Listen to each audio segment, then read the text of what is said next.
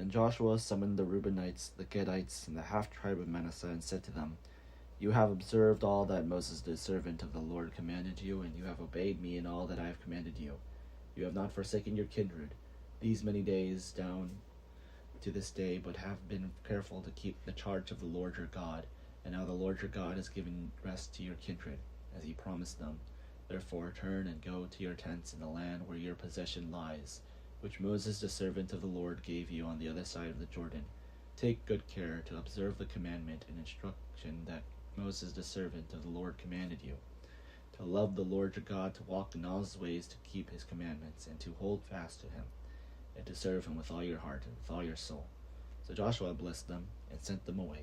and they went to their tents. Now to the one half of the tribe of Manasseh Moses had given a possession in Bashan, but to the other half Joshua had given a possession beside their fellow Israelites in the land west of the Jordan. And when Joshua sent them away to their tents and blessed them, he said to them, Go back to your tents with much wealth, and with very much livestock, with silver, gold, bronze, and iron, with a great quantity of clothing. Divide the spoil of your enemies with your kindred. So the Reubenites and the Gadites and the half-tribe of Manasseh returned home, parting from the Israelites at Shiloh, which is in the land of Canaan, to go to the land of Gilead, their own land, of which they had taken possession by a command of the Lord through Moses. When they came to the region near the Jordan that lies in the land of Canaan, the Reubenites and the Gadites and the half-tribe of Manasseh built there an altar by the Jordan, an altar of great size. The Israelites heard that the Reubenites and the Gadites and the half-tribe of Manasseh had built an altar at that frontier of the land of Canaan, in the region near the Jordan, on the side that belongs to the Israelites.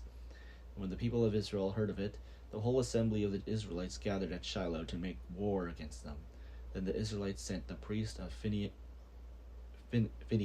son of Eleazar, to the Reubenites and the Gadites and the half-tribe of Manasseh in the land of Gilead, and with him 10 chiefs, one from each of the tribal families of Israel, every one of them the head of a family among the clans of Israel. They came to the Reubenites, the Gadites, and the half-tribe of Manasseh in the land of Gilead, and they said to them, Thus says the whole congregation of the Lord, that what is the treachery that you have committed against the God of Israel, in turning away from the following the Lord by building yourselves an altar today in rebellion against the Lord? Have we all not have had enough of the sin of Peor, from which even yet we have not cleansed ourselves, and for which a plague came upon the congregation of the Lord, that you must turn away today from following the Lord? If you rebel against the Lord today, he will be angry with the whole congregation of Israel tomorrow. But now if your land is unclean, cross over into the Lord's land where the Lord's tabernacle now stands,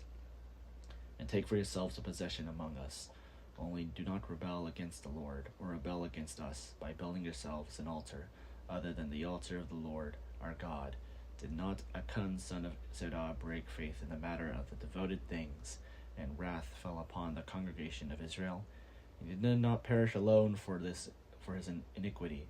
Then the Reubenites, the Gadites, and the half-tribe of Manasseh said in answer to the heads of the families of Israel, The Lord God of gods, the Lord God of gods, he knows, and let Israel itself know. If it was in rebellion or in breach of faith toward the Lord, do not spare us today for building an altar to turn away from following the Lord, or if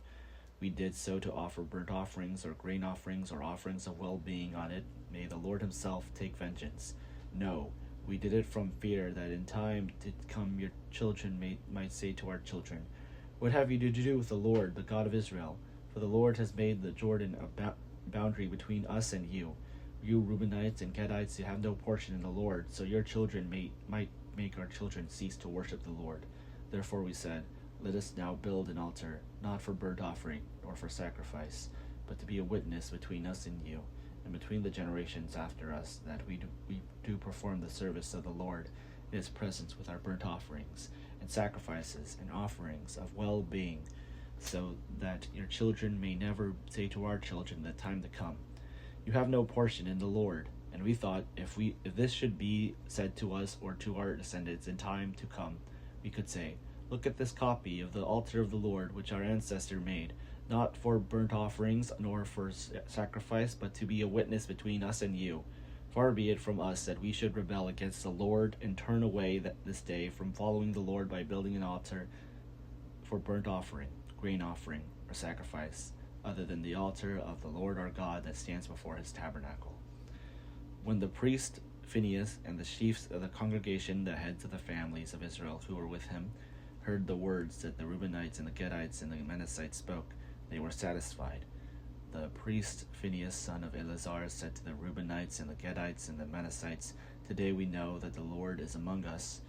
because you have not committed this treachery against the Lord, now that you have saved the Israelites from the hand of the Lord." That the priest Phinehas, son of Eleazar, and the chiefs returned from the Reubenites and the Gadites in the land of Gilead to the land of Canaan to the Israelites and brought back word to them. The report pleased the Israelites, and the Israelites blessed God, and spoke no more of making war against them, to destroy the land where the Reubenites and the Gadites were settled.